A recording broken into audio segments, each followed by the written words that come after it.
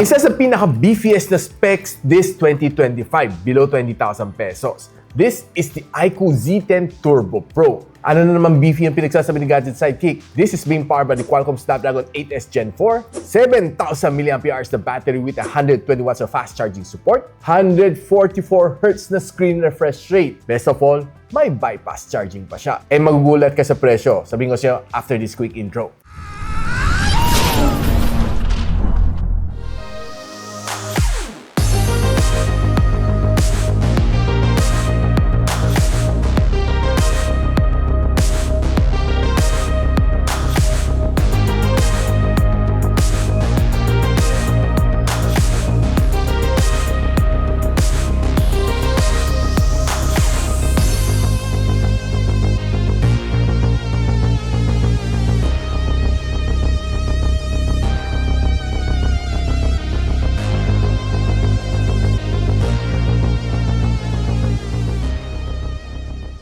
Now, ito si iQOO Z10 Turbo Pro na may 12 GB of RAM and 256 GB of storage is currently priced at just 16,000 pesos. And this is a China ROM phone, just a warning. Wala siyang Google Play Store, pero mabilis lang naman siyang lagyan. Punta ka lang dito sa V App Store, search mo Google Play, and i-update mo, and you're done. Ayun, may Google Play Store ka na. Napag-usapan natin kanyang design. I like itong orange color niya. Very nice and medyo may pagka-subtle yung kanyang orange. Hindi yung masyado bright na orange na nakita natin sa ibang phone. This is just yung orange na parang orange sunset. And I simply love its color. Medyo may pagka-gradient siya. Mas light ang orange dito, pa-dark ang pababa, no? And matte finish siya sa likod, so okay lang, walang fingerprints. And malaki ang kanyang camera bump dito. This is just a sensor, LED flash, ang kanyang main sensor, and ultra-wide lens. Ang meron na dito is just plastic frames, and yung kanyang likod is plastic back. Though there are times na feel ko, it's a little bit plasticky ang feeling. But one thing to like dito sa kanya is manipis ang kanyang bezels at this price point, and maliit din ang kanyang camera bump. And currently, this is running Origin OS 5 inside Android version 15. Now, one of the good things naman dito sa kanya is good ang kanyang processor. This is the Qualcomm Snapdragon 8S Gen 4, which is also present inside the Nothing Phone 3. Comparing yung price nilang dalawa, it's so far apart. Si Nothing Phone 3 is priced at around 45,000 pesos and this is priced at around 16,000 pesos. Sobrang layo na kanilang price gap considering they have the same chipset. Ito guys, so optimize siya at 1.97 million points dito sa AnTuTu benchmark, which sa Nothing Phone 3 I just got a 1.8 million points. Ito ang kanyang breakdown score. 4,400 ang kanyang loop score and a 53% na stability sa Wildlife Extreme. Ito ang score na kuha ko dito sa CPU benchmarking ng Geekbench. And this is the GPU benchmark. Mukhang solid naman ang kanyang thermals and it throttled to 91% ng kanyang best performance. Contrary to what they are saying na sobrang init ang 8S Gen 4, which malalaman natin later pagdating sa gaming. Now, one thing na sobra akong proud dito is malaki ang kanyang battery at 7,000 mAh na battery na silicon carbon na technology. And it also supports 120 watts na fast charging support, which is, for me, mabilis mag-charge ng 120 watts. Matatapos to in just siguro around 30 minutes dahil malaki ka ng capacity. And one thing na masasabi ko sa inyo, probably if you watch my review na Redmi Turbo 4 Pro, Poco F7, and si Nothing Phone 3, matipid sa battery si Qualcomm Snapdragon 8S Gen 4. And lasting 2 days, walang problema dito sa phone as long as you're using it normally. Wala namang heavy gaming, using the camera heavily, playing games heavily, kaya-kaya naman na 2 days. And nung sinala ko to sa PC Market Battery Stress Test, under 50% brightness and 60 Hz na screen refresh rate, magugulat ka sa ng score. 23 hours and 70 minutes ang kanyang screen on time. Kunat, di ba? Now, one thing to like naman dito sa kanyang display is maganda ang kanyang AMOLED screen.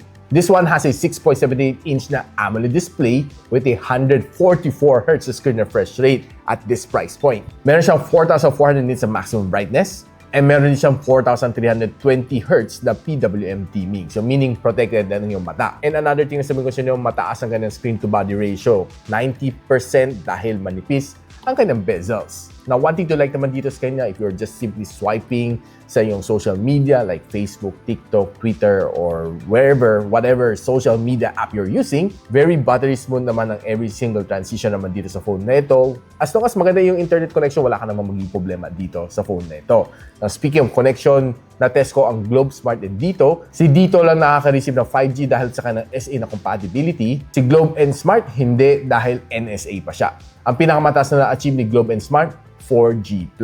But honestly, it's not too much of a big deal dahil ang 5G speed natin dito sa Pilipinas is just a 4G speed ng ibang bansa. Pero kaya naman i-turn on ang 5G connectivity dito sa phone na ito. Except just that si Globe and Smart hindi kaya mag-comply. Hindi walang 5G to Now, if you're watching naman videos dito on YouTube, expect to give you a really nice experience dahil maganda nga ng display, bright ang colors, and punchy din ang pictures dito on this phone. So, talagang mag-enjoy ka dito.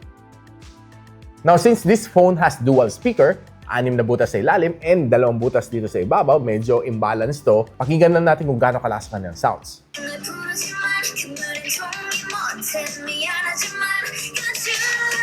Honestly, not bad ang kanyang sounds pero hindi lang sobrang lakas that I was expecting.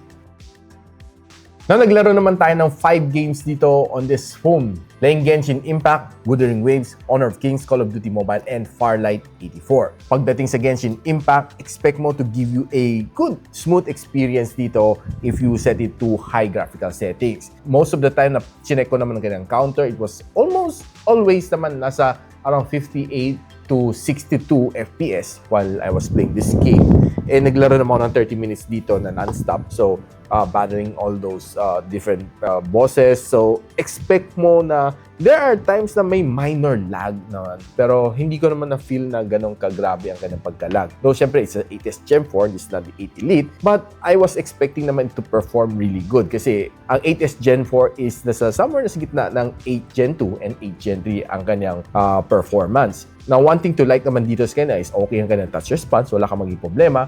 And pinakamainit na inabot ko dito after 30 minutes of gaming is just 42 degrees Celsius. Pagdating naman sa Wuthering Waves, it was also good. And sinet ko rin naman sa kanyang highest graphical settings na kaya niya. And nung sinisilip ko naman ng kanyang FPS counter naman while I was playing, nag-hover siya at around mga 54 to 60 FPS. Wala naman ako napansin na frame drops along the way, pero there are times that it's a little bit sluggish kunti, especially nung medyo tumatagal ng gaming. I'm not quite sure kung dahil pangit ng internet connection or what. Pero nevertheless, maganda naman kanyang graphics. Smooth naman siya. And the gameplay was quite good, except that yung kanyang sounds is not that loud that I was really expecting it to be. And hindi naman siya ganun kainit dahil umabot lang siya ng just 44 degrees Celsius. Pagdating naman sa Honor of Kings, the gameplay was good, setting it to all high settings, and honestly, it was really a good game to play on this phone. Lalo kung mahilig ka sa mga ML, sa Honor of Kings, PUBG, I would say na this phone can really handle those games nang walang problema. Given it's just 16,000 pesos and can handle all of these games sa mga AAA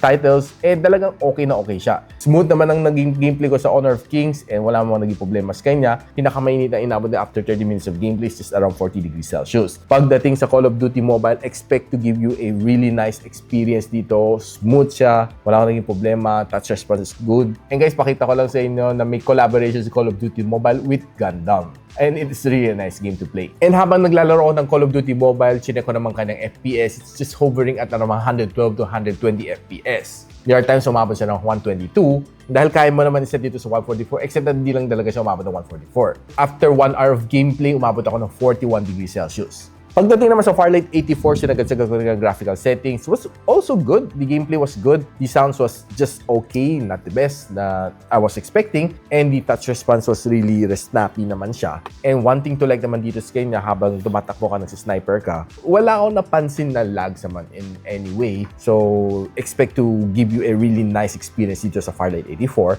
And after 30 minutes of gameplay, umabot ako ng 42 degrees Celsius. Now, alam naman natin lahat, this is a gaming phone. But kamusta naman ka ng camera performance? Meron siyang 50MP na main camera sensor with OIS, 8MP na ultra-wide lens with an aperture of 2.2. This phone can shoot you up to 4K and 60. And ang kanyang front-facing camera is 16MP which can shoot you up to 1080 and 30. So guys, let's start off with some of the outdoor shot na nakuha natin dito sa iQOO Z10 Turbo. Pro. Taking a look at some of these greens, I'm quite impressed na magandang pagka-green. Hindi siya ganun ka-saturated and quite sharp naman ng mga photos na na-capture ko dito. And taking a look naman dito sa Iglesia ni Cristo, pag zoom in mo naman siya on a normal shot, makita mo pa rin yung logo ng Iglesia ni Cristo. Now, one of the good things dito sa kanya is ang dami niyang details na na-capture dito, though this is a very small na flower, but once na zoom in mo siya, makita mo all of the details is really intact dito. Plus itong mga flowers na ito, pag zoom in mo, you see all of the details din sa kanyang petals. Now, taking a look at some of the screens, masasabi ko sa inyo na, well, it's not that saturated. More of the natural take ang attack dito sa iQOO Z10 Turbo Pro. Now, if you're trying to take some building shots, you'll be able to get some nice snaps naman, and taking a look at some of the cloud details, okay naman siya. Now, trying yung kanyang ultra-wide lens, this is how it looks like. Normal. 2 times. 5 times. And 10 times zoom. Now, quite clear naman itong nakita natin na Cityland and pati yung kanyang phone number. Now, if you try to go indoor naman, taking some mga product shots naman, like ito mga kay Mickey Mouse, mukhang maganda naman siya. Very nice, very sharp na mga photos niya. And itong mga delicacies na napicturean ko rin, looking quite good din. Pati itong box ng Disney na biscuit, pag zoom in mo, kitang-kita mo pa rin yung mga nakaprint dito in Chinese format. Now, taking a look at some of these toys, itong mga stuffed toys is looking good. And if you try to take yung mga poster shot, is also okay. Now, if you try to take some mga apparel shot like mga caps, okay naman. You see the fabrics naman, yung mga tahi niya. Yan, kita niyo guys, pag zoom in mo. Pati ito sa Lakers din, yan. Now, honestly, I'm a bit excited dito sa upcoming na Fantastic Four this coming July 23. And yeah, okay naman ang pagka-capture ko dito sa giant poster na ito. Now, taking more snaps ng mga stuffed toys, okay. Pati ka na malalaking display is looking good. Pati food photography is looking quite good as well. You see all of the details once you zoom it in. Pati mga LED signages, okay naman siya. Looking good. Wala naman siyang spill ng kanyang colors. Now, if you're trying to take outdoor selfie shots, once ang maliwanag, pansin ko medyo mag-overexpose na konti. Pati itong photo na ito, though there's details naman, makita mo naman sa buhok ko, capture naman ka ng details. And if you're trying to go indoor naman, mapapansin mo dito medyo mas smooth na yung mukha ko, medyo mas bawas na ang kanyang details. Pero kung under good lighting naman, you'll still be able to get some really nice snaps naman just like this one. If you're trying to take a selfie against yung mga LED lightings, medyo mag-overexpose konti. Hindi lang ganun kagandang effect niya. Now, if you're trying to use this phone for vlogging, yung kanyang front-facing camera, I would say na legitly maganda. Except that siguro it's a little bit shaky. Mapapansin mo there's minor shake. And gamit ko lang just my bare hand. If you're trying to use some kind of rear camera for vlogging, this is a better na camera if you're trying to take content creation or just shooting your family outing, okay na okay naman ka ng rear camera.